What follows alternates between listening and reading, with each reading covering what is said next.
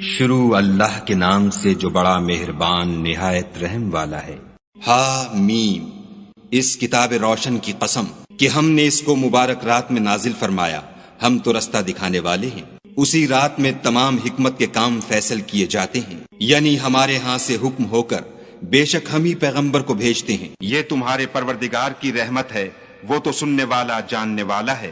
آسمانوں اور زمین اور جو کچھ ان دونوں میں ہے سب کا مالک، بشرطے کہ تم لوگ یقین کرنے والے ہو۔ اس کے سوا کوئی معبود نہیں، وہی جلاتا ہے اور وہی مارتا ہے، وہی تمہارا اور تمہارے پہلے باپ دادا کا پروردگار ہے، لیکن یہ لوگ شک میں کھیل رہے ہیں۔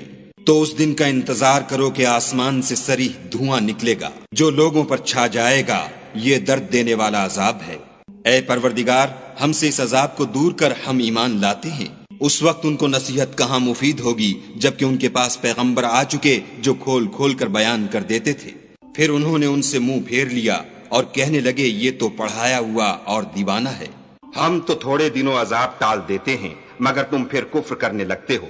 جس دن ہم بڑی سخت پکڑ پکڑیں گے تو بے شک انتقام لے کر چھوڑیں گے۔ اور ان سے پہلے ہم نے قوم فرعون کی آزمائش کی اور ان کے پاس ایک عالی قدر پیغمبر آئے جنہوں نے یہ کہا کہ خدا کے بندوں یعنی بنی اسرائیل کو میرے حوالے کر دو، میں تمہارا امانت دار پیغمبر ہوں، اور خدا کے سامنے سرکشی نہ کرو، میں تمہارے پاس کھلی دلیل لے کر آیا ہوں، اور اس بات سے کہ تم مجھے سنگسار کرو اپنے اور تمہارے پروردگار کی پناہ مانگتا ہوں، اور اگر مجھ پر ایمان نہیں لاتے تو مجھ سے الگ ہو جاؤ۔ تب موسیٰ نے اپنے پروردگار سے دعا کی کہ یہ نافرمان لوگ ہیں۔ خدا نے فرمایا کہ میرے بندوں کو راتوں رات لے کر چلے جاؤ، اور فرعونی ضرور تمہارا تعاقب کریں گے، اور دریا سے کہ خشک ہو رہا ہوگا پار ہو جاؤ، تمہارے بعد ان کا تمام لشکر ڈبو دیا جائے گا۔ وہ لوگ بہت سے باغ اور چشمے چھوڑ گئے، اور کھیتیاں اور نفیس مکان اور آرام کی چیزیں جن میں عیش کیا کرتے تھے۔ اسی طرح ہوا اور ہم نے دوسرے لوگوں کو ان کا مالک بنا دیا۔ پھر ان پر نہ تو آسمان اور زمین کو رونا آیا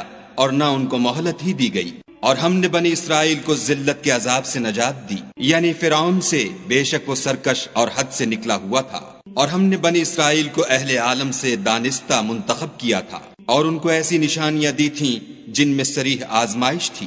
یہ لوگ یہ کہتے ہیں کہ ہمیں صرف پہلی دفعہ یعنی ایک بار مرنا ہے اور پھر اٹھنا نہیں۔ بس اگر تم سچے ہو تو ہمارے باپ دادا کو زندہ کر لاؤ، بھلا یہ اچھے ہیں یا تبا کی قوم؟ اور وہ لوگ جو تم سے پہلے ہو چکے ہیں ہم نے ان سب کو ہلاک کر دیا، بے شک وہ گناہگار تھے۔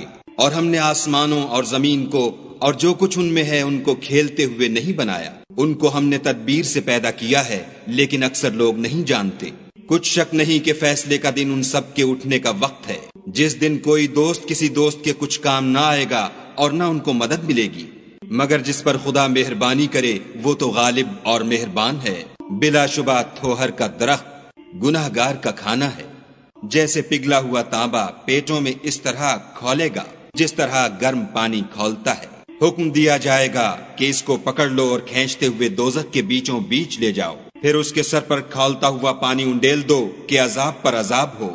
اب مزہ چکھ، تو بڑی عزت والا اور سردار ہے۔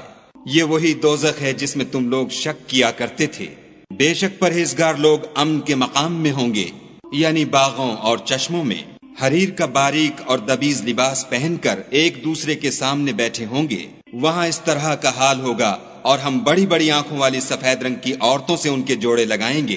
وہاں خاطر جمع سے ہر قسم کے میوے منگائیں گے اور کھائیں گے، اور پہلی دفعہ کے مرنے کے سوا کہ مر چکے تھے موت کا مزہ نہیں چکھیں گے، اور خدا ان کو دوزخ کے عذاب سے بچا لے گا۔ یہ تمہارے پروردگار کا فضل ہے، یہی تو بڑی کامیابی ہے۔ ہم نے اس قرآن کو